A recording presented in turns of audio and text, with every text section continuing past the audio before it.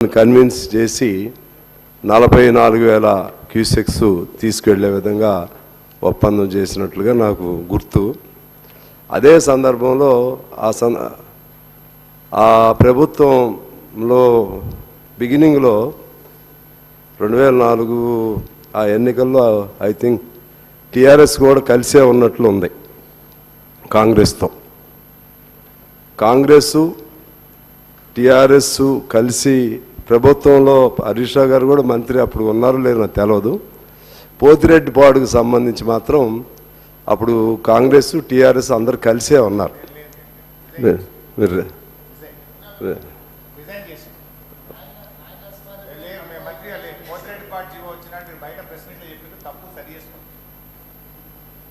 Okay, మొత్తం మీద అయితే ప్రభుత్వంలో ఉన్నారు, అంటే మంత్రివర్గంగా రిజైన్ చేశారేమో, అంటే దానిలో ఉన్నారు, ఎమ్మెల్యేస్గా ఉన్నారా, అవి కూడా రాజీనామా చేశారు. అదే నాకు అది గుర్తు. అందువలన అంటే ఇంతకుముందు అప్పుడు మీరే ఉన్నారు కదా, మీరే చేశారు కదా అని అంటుంటేను, అందుకని నేను కొద్దిగా గుర్తు చేస్తున్నాను. క్యాబినెట్ లేకపోయినా మొత్తం మీద మీ సెంట్రల్ గవర్నమెంట్లో అవును అక్కడైనా ఫైట్ చేయాలి కదా. సరే,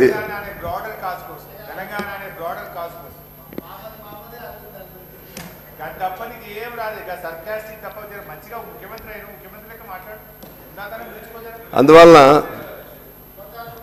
ఆ విధంగా అక్కడ అప్పుడు అందరూ పలు రీజన్స్తో కన్వీనియంట్గానే చివరికి అంగీకరించారు 44,000 క్యూసెక్స్కి సంబంధించి. ఆ బ్యాక్గ్రౌండ్లోనే నేను అనుకుంటున్నాను.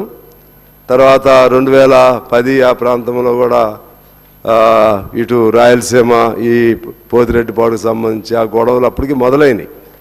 2014లో విభజన చట్టంలో ఇటువంటి ప్రాబ్లమ్స్ వచ్చినప్పుడు కృష్ణా గోదావరి జలాలపైన వాటిని పర్యవేక్షణ చేయటం కోసం ఆనాడే 2014 విభజన చట్టంలోనే ఈ ప్రొవిజన్ పెట్టారు. కృష్ణా రివర్ బోర్డ్ మేనేజ్మెంట్ పేరుతో కానీ, అటు గోదావరి రివర్ బోర్డ్ మేనేజ్మెంట్ పేరుతో కానీ. అప్పుడు ఎందుకు వ్యతిరేకించలేదు? అప్పుడు సరే మనం తెలంగాణ వస్తేనే చాలు అని అనుకున్నామా? భవిష్యత్తు ఊహించలేదా? ఆనాడే దాన్ని గట్టిగా ఇప్పుడు మనం ఏదైతే రిజల్యూషన్ పెట్టాలనుకుంటున్నామో 2014లో విభజన చట్టంలోనే పెట్టినప్పుడు దాన్ని ఎందుకు వ్యతిరేకించలేకపోయారు అనేది ఇవాళ మనం ఆత్మపరిశీలన చేసుకోవాల్సినటువంటి అవసరం ఉంది. అలాగే గత 10 ఏళ్ళు అయిపోయింది. 10 ఏళ్ళు అయిపోయిన తర్వాత అందరూ చెప్పినట్లుగా ఆ రోజు మన తెలంగాణ సాధనలో ప్రధాన భాగస్వామి నీళ్లు, నియామకాలు, నిధులు. నీళ్లకు సంబంధించి 10 ఏళ్ల నుంచి అనేక పద్ధతుల్లో ఒక బహిరంగంగానే తుపాకులు పట్టుకుని వస్తున్నారు. అలాగే ఇంకా దౌర్జన్యంగా తీసుకెళ్ళిపోయారు. అప్పుడేమో రాజశేఖర రెడ్డి గారు ఒప్పించి తీసుకున్నాడు. జగన్మోహన్ రెడ్డి గారు 44,000 క్యూసెక్స్ నుంచి ఒక్కసారి 94,000 క్యూసెక్స్కి ఎలా తీసుకున్నాడు? ఎవరు పర్మిషన్ ఇచ్చారు? అప్పుడు మనం ఏం చేస్తున్నాం? ఎవరు అధికారంలో ఉన్నారు? ఎవరు ముఖ్యమంత్రిగా ఉన్నారు? ఇవన్నీ సమాధానం చెప్పుకోవాలి. ఇన్నేళ్ళు మౌనంగా ఉండి మరి వాస్తవంగా మేము అభ్యంతరం పెట్టాం, లెటర్లు పెట్టామని చెప్పి మిత్రులు చెప్తున్నారు. కానీ మీ లెటర్సు అభ్యంతరాలు అన్నీ కూడా ఇన్సైడ్ యాక్టివిటీ, ఇన్సైడ్ అండర్స్టాండింగ్. కానీ ప్రజల్లోకి వచ్చి మనం ఏ సమస్య మీద తెలంగాణ సాధించుకున్నామో దానికి అన్యాయం జరుగుతున్నప్పుడు ఆనాడు 44,000 క్యూసెక్స్కి అంత అడావుట్ చేశాం. ఏకంగా 94,000 క్యూసెక్స్కి పోతిరెడ్డిపాడు నుంచి తీసుకెళ్తుంటే అసలు ఏమైనా ఆందోళన జరిగిందా? ప్రభుత్వంలో ఉన్నటువంటి వాళ్ళు ప్రజల్ని సమాయత్తం పరిచే విధంగా, చైతన్యపరిచే విధంగా ఏమైనా దెబ్బలాడారా? కేంద్రం దగ్గరికి వెళ్ళి ఏమైనా దెబ్బలాడారా? లేకపోతే మీరు ఆ ముఖ్యమంత్రులు మీ ఇద్దరు సాన్నిధ్యం కాకుండా ఆ ముఖ్యమంత్రిని ఖచ్చితంగా ప్రశ్నించారా?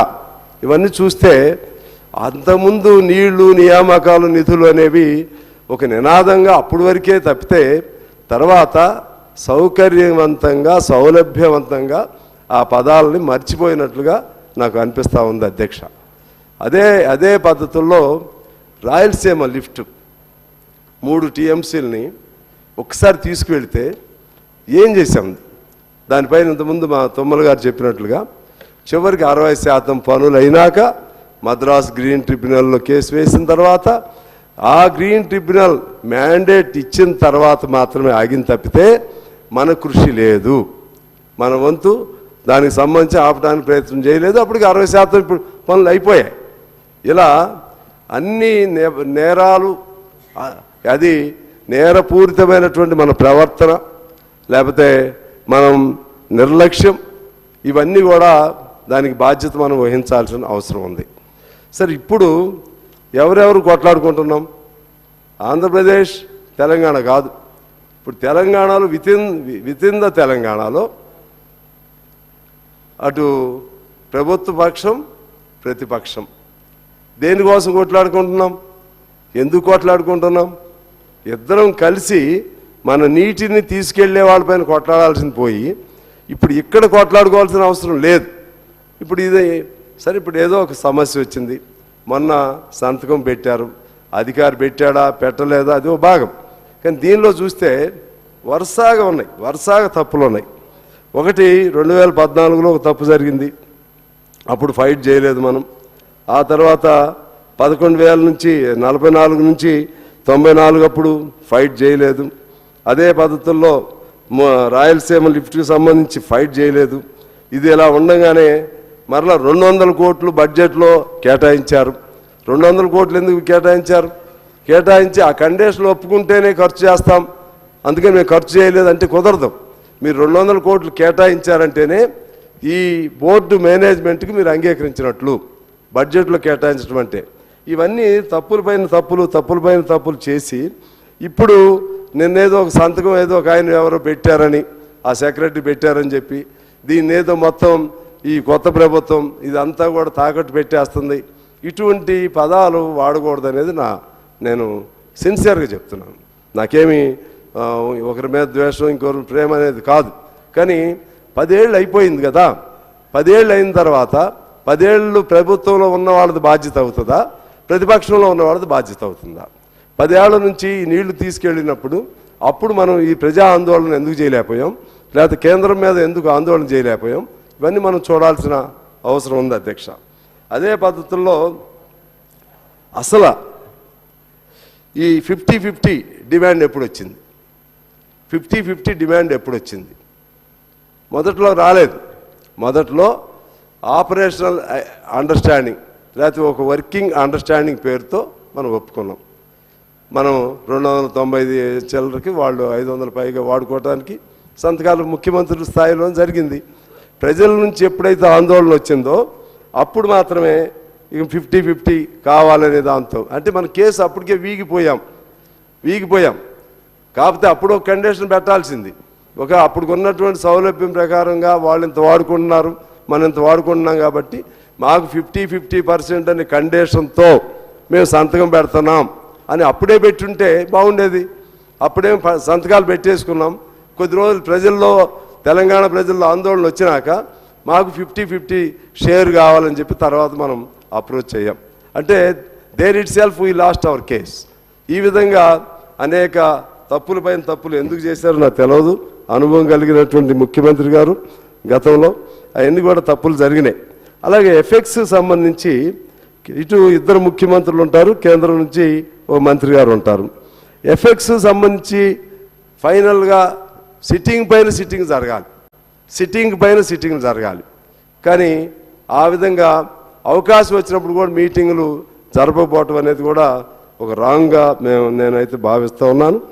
అదేవిధంగా ఈ సిస్టమ్ ఇలా కొనసాగితే మాత్రం మొత్తం 17-18 రోజుల్లోనే నీళ్ళన్నీ మన పోతిరెడ్డి బాడుకు సంబంధించిన 6.5 టీఎంసీలు, ఇది 3 టీఎంసీలు మన రాయలసీమ లిఫ్టు, ఇవన్నీ కలిపి మొత్తంగా 9.5 టీఎంసీలు. వాళ్ళకి వాళ్ళ నీళ్లు సౌలభ్యం ఎలా ఉంటుందంటే వాళ్ళకేమి డైరెక్ట్గా గ్రావిటీ పద్ధతుల్లోనే వెళ్ళిపోతూ ఉంటాయి నీళ్లు. మనకు నీళ్లు రావు. అంటే 17-18 రోజుల్లోనే నీళ్ళన్నీ అటు వెళ్ళిపోతాయి. తెలంగాణకు నీళ్లు ఉండవు. అసలే కృష్ణా బేసిన్ కంపేరిటివ్గా గోదావరి బేసిన్తో పోల్చుకుంటే లేకపోతే గోదావరి నదితో పోల్చుకుంటే నీళ్లు తక్కువ. ఈ నీళ్ల తక్కువ దీనిలో మన కర్ణాటకలో అంతకుముందు ఆల్మట్టిది కూడా పెద్ద గొడవ జరిగింది. ఆల్మట్టి మన ప్రమేయం లేకుండానే కట్టేసేసారు. దాదాపు 300 టీఎంసీలు నీళ్లు అక్కడ నిలవ ఉండే విధంగా. అదే ఈ మధ్య కూడా గిరిజాపూర్ అనేది ఇంకోటి కట్టారు. మరి ఇప్పుడు మిత్రులు చెప్పినట్టుగా తుంగభద్ర మీద ఇంకోటి కడుతున్నారు. అసలు ముందు మనకి నీళ్లు రావాలి కదా. కర్ణాటక నుంచి నీళ్లు వర్షాలు బాగా పడాలి, వాళ్ళు ఆల్మట్టి నిండాలి, వాళ్ళు కరెంట్ ఉత్పత్తి చేసుకోవాలి, కరెంట్ ఉత్పత్తి చేసుకుని ఆ వదిలిన నీళ్లు మనకు రావాలి. అంటే వర్షాలు లేకపోతే అసలు పైనుంచి నీళ్ళే రావు. నీళ్ళే వస్తే ఆ వచ్చిన నీళ్ళు కాస్త వాళ్ళు 17-18 రోజుల్లోనూ 20 రోజుల్లో మొత్తం రాయలసీమకి వెళ్ళిపోతే కింద మన తెలంగాణ పరిస్థితి ఏంటి? ఇది సామాన్యమైనటువంటి విషయం కాదు. ఇది మహబూబ్ నగర్ కానీ, నల్గొండ కానీ, మా ఖమ్మం జిల్లా కానీ ఇవన్నీ కూడా పూర్తిగా ఎండిపోయేటువంటి పరిస్థితులు ఇవాళ ఉన్నాయి. తీవ్రమైనటువంటి ఇష్యూ. ఈ తీవ్రమైనటువంటి ఈ విషయంలో మనం ఇప్పుడు ఘర్షణలు పెట్టుకోవటం వల్ల తప్పుడు సంకేతాలు పోతాయి. మనం కర్ణాటక చూసాం, మద్రాసు చూసాం. వాళ్ళు ఎప్పుడు కూడా నీటి విషయం వచ్చినప్పుడు పార్టీలకు అతీతంగా అందరూ ఒక తాటి మీద నిలబడేవాళ్ళు. ఇవాళ అన్నదమ్ములైనా సరే పక్కన ఉన్నటువంటి నీళ్ళ దగ్గర తగులు పడుతున్నారు. కానీ మనం తగులు పడమని నేనేం చెప్పను. కానీ మన నినాదమే నీళ్లు నియామకాలు నిధులైనప్పుడు, ఈ నీళ్లు అన్యాయంగా జరుగుతున్నప్పుడు మనం ఖచ్చితంగా ఐక్యంగా ఉండి ఒక పోరాటం తీసుకెళ్ళాలి. ఇప్పుడు మీ తప్ప మా తప్ప చర్చలు అయిపోయినాయి. ఇక ఎంతటితో వదిలేసి ఇక బయటికి వెళ్ళేటప్పుడు అందరూ ఒక్క తీర్మానం మీద వెళ్ళి ఇప్పుడు కర్ణాటక మీద కూడా మళ్ళీ అది ఒక తీర్మానం చేస్తే మంచిది. అది లేదనుకుంటే తీర్మానం చేస్తే మళ్ళీ అగ్రివేట్ అవుతుంది అనుకుంటే వేరే పద్ధతుల్లో అయినా రిప్రజెంట్ చేయాలి. పైనుంచి నీళ్లు రావాలి కదా. పైనుంచి నీళ్లు రాకుండా మనం ఏం చేయలేం. పైనుంచి నీళ్లు వచ్చినప్పుడు ఈ తగులు వస్తాయి. పైనుంచే నీళ్లు రానటువంటి పరిస్థితి ఉంది. ఆ నీళ్లు ఎలా రావాలో కూడా ప్రయత్నం చేయాలి. అంతిమంగా నేను కోరేది ఏంటంటే ఘర్షణలు పెట్టుకుంటే నీళ్లు రావు. ఘర్షణలు పెట్టుకుంటే ఒక రాష్ట్రం మరొక రాష్ట్రం ఘర్షణలు పడితే ఖచ్చితంగా ఇది మొన్న చివరికి సైన్యం దిగాల్సి వచ్చింది ఇక్కడ. అట్లనే కర్ణాటక నుంచి మనకు నీళ్లు రావాల్సి ఉన్నా, ఇంకో చోట నుంచి రావాలన్నా కేంద్రం కూడా సహకారం కావాలి. కేంద్ర ప్రభుత్వ సహకారం లేకుండా మనం మనకున్న హక్కును మనం కోల్పోతాం. అందువలన కేంద్రంతో కూడా మనం సఖ్యత ఉండాల్సిందే. కేంద్రంతో కూడా అది బీజేపీయా ఇంకో ప్రభుత్వం అనేది కాదు. ఇక్కడ ఉన్న బీజేపీ మిత్రులు కూడా ప్రయత్నం చేయాలి. ఖచ్చితంగా బీజేపీ ప్రభుత్వం ఎఫెక్స్ కమిటీలో కేంద్ర మంత్రి కూడా ఉన్నారు. వాళ్ళకి ఈ సమస్యను పరిష్కారం చేయాలనేటువంటి ఒక మంచి ఆలోచన ఉంటే ఈ పార్టీ సమస్య పరిష్కారం అయ్యేది. ఒకవేళ వాళ్ళ నుంచి చొరవ ఉన్నా మన దగ్గర లేకుండా చెడగొట్టుకుంటే మనం ఏం చేయలేం. అందువలన ఈ నీటికి సంబంధించి ఒక సామరస్య పద్ధతుల్లో చర్చల ద్వారా సృహద్భావ వాతావరణంలో మనం సాధించుకోవాలి తప్పితే ఘర్షణల వల్ల మాత్రం ఇంకా నష్టం జరిగిద్దని చెప్పి నేను మనవి చేస్తూ ఒక విషయం మీ దృష్టికి తీసుకురావాలి. ఇవాళ ఇంత పెద్ద అంశం మీద చర్చ జరుగుతూ ఉంది. నాకు ఈ బిజినెస్కి సంబంధించి ఈ ఎజెండా సంబంధించి నాకైతే అవగాహన లేదు. నాకు ఏదో జనరల్ నాలెడ్జ్తో నేను మాట్లాడుతున్నాను. కానీ నేను మొన్నెప్పుడో ఉత్తమ్ కుమార్ రెడ్డి గారు 12వ తారీఖున మాట్లాడితే బాగుంటుందని ఆ రోజు చెప్పారు. కానీ నాకు మరలా లేదేమో అనుకున్నా. ఇవాళ చూస్తే మనం బడ్జెట్ మీద మాట్లాడాల్సినటువంటి అంశం అనేది ఉంది. అది కూడా ఇంతకుముందు ఒకరోజు ముందు బిజినెస్ షెడ్యూల్ పంపించేవాళ్ళు మాకు. ఒకరోజు ముందు ఇవాళ ఉదయం వచ్చింది బిజినెస్ షెడ్యూల్ చూస్తే ఇదేం లేదు. ఓన్లీ బడ్జెట్ మీద డిస్కషన్కి బడ్జెట్ మోషన్ మీద డిస్కషన్ ఉంది. ఇలా అయితే మాకు మాలాంటి వాళ్ళకి ఇబ్బంది అవుతుంది. ఎందువల్లంటే కొంచెం చదవాలి ఫుల్ ఫ్లెడ్జ్డ్గా దానిలో పార్టిసిపేట్ అవ్వాలి. మరి ఎక్కడ గ్యాప్ వస్తుందో సెక్రటరీ గారు కూడా తెలుసుకోవాలి. ఒకరోజు ముందు ఎజెండా రావాలి.